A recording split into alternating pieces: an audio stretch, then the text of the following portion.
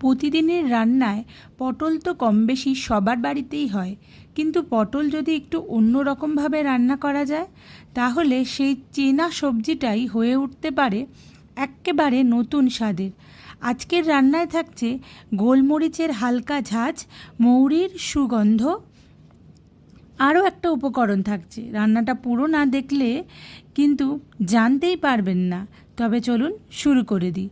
প্রথমে ফ্রাইং প্যানে আমি খানিকটা মৌরি আর গোলমরিচ নিয়ে হালকা করে ভেজে নিয়ে সেটাকে মিক্সিতে গুঁড়ো করে নিচ্ছি।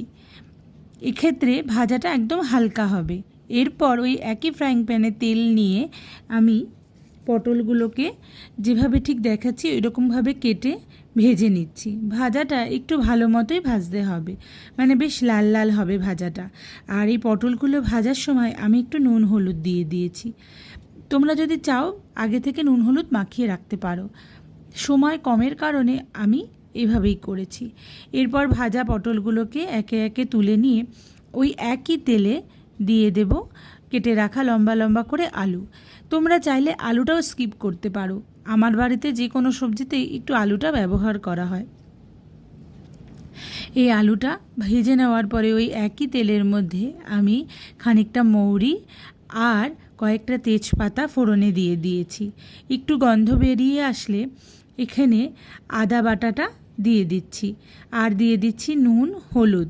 আদার মধ্যে আমি সামান্য জিরে আদা এই দুটো জিনিস একবারে বেটে দিয়েছি। এরপর দিয়েছি কাশ্মীরি লঙ্কার গুঁড়ো, একটু চিনি আর নুন।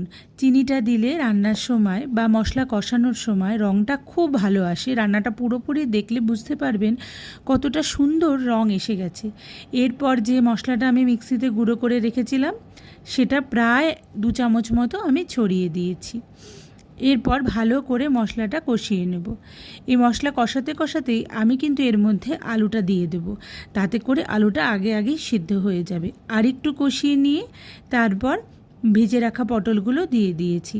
ভেজে রাখা পটল আর আলুগুলোকে মশলার সাথে ভালো করে মিশিয়ে সেই গুরুত্বপূর্ণ উপাদান বাড়িতে থাকা একটু ছানা, আপনারা দোকান থেকে আনা পনিরও ব্যবহার করতে পারবেন, ছড়িয়ে দিয়ে একটু জল দিয়ে আমি ঢাকা চাপা দিয়ে দিয়েছি। জলের জায়গাটা আমার দেখাতে মনে ছিল না।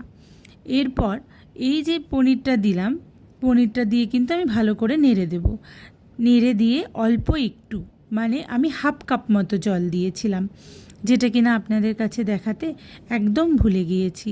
ভালো করে নাড়িয়ে চাড়িয়ে নিয়ে ওই জলটুকু দিয়ে একটু ঢাকা চাপা দিয়ে দেব। এরপর ঢাকাটা তুললেই কিন্তু রান্নাটা আমার 80% রেডি। আর থাকে একটু নুন মিষ্টি দেখে দেওয়া, আর থাকে একটু ঘি দেওয়া, সেটাই করেছি। ভালো করে নাড়িয়ে চাড়িয়ে নিয়ে দেখুন এই যে তেলটা বেরিয়েছে, এই তেলটা কিন্তু আমি কখনো অ্যাড করিনি। এই পনিরের থেকে বা আমি ঘরে তৈরি ছানা দিয়েছিলাম, এটা থেকেই একটা তেল বেরিয়েছে। বেশ ভালো লাগছিল খেতে, জানেন। ভালো করে নুন চিনি দিয়ে, আর ওই যে ভেজে রাখা মশলাটা ছিল ওই মশলাটাও আমি নামানোর আগে একটু দিয়েছি, ভালো গন্ধ আসবে তাই। এরপর একটু ঘি দিয়ে 2-4 মিনিট একটু ঢাকা চাপা করে রাখলেই রান্না কিন্তু একদম রেডি। আপনাদের কেমন লাগলো রেসিপিটি অবশ্যই কমেন্টে জানাবেন।